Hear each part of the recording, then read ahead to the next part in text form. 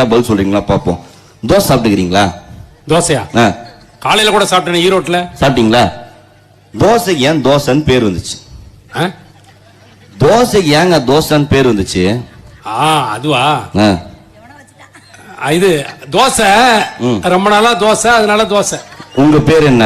என் பேரு காங்கேயன். அதுக்கு என்ன அர்த்தம்? காங்கேயனா முருகர் அர்த்தம் இருக்குல்ல. அந்த மாதிரி தோசைக்கு ஏன் தோசைன்னு பேர் வந்துச்சு? பெயர் காரணம் கூறுக. தோசைக்கு ஏன் தோசை? ஏமா தோசைன்னு பேர் வந்து? தோசைக்கு ஏன் தெரியல, நான் சொல்றேன்.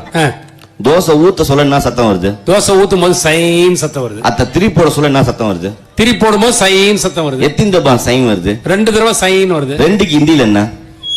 ஏக் தோ. 2 தபா சொயின் சொயின் சத்தம் வரல, அது பேரு தோசை. ஓஹோ, அது இந்திக்காரன் வச்ச பேரா? ஆமா. 2 தடவை தோசை. என்ன அறிவாளி பாருப்பா. சரி, தோசைக்கு சொல்லிட்டல, இப்ப நீ மாட்டின. இட்லிக்கு எப்படி பேர் வந்து சொல்லு. இட்லி இட்லி ரொம்ப சிம்பிளுங்க. கல்லுல ஊத்துனா தோசை, மாவை தூக்கி தட்டுல ஊத்துனா தட்டை தூக்கி இடுக்குல வச்சான், இடுக்க தூக்கி அடுப்புல வச்சான். மாவு இடுக்குல மாட்டிக்கிச்சு, இடுக்லின்னு வச்சா நல்லா இருக்காதுன்னு காண்டி இட்லின்னு வச்சாப்ல. இடுக்கிலி நல்லா இருக்காதுன்னு இட்லி.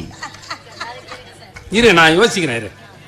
ஊத்தப்பம் எப்படி வந்து? ஊத்தப்பம் பேர் அது ஒரு அக்கா தினைக்கும் தோசையா ஊத்தி குத்தி சாவடிச்சிருந்தது. நம்மால தோசை கல்ல தூக்கி செவுத்துல அடிச்சுட்டு வீட்டுல இருக்கிற பழைய சட்டியை தூக்கி வச்சு இதுல ஊத்தாம் பாப்போம், இதுல ஊத்தாம் பாப்போம்னா அந்த ஊத்தாம் பாப்போம் மருவி ஊத்தாப்பம் ஆயிடுச்சு.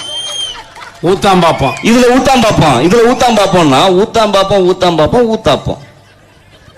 இப்ப பூரி எண்ணெயில போட்டோம்னா பூரிப்பா வந்தா அது பேர் பூரி, சப்புன்னு போனா சப்பாத்தி.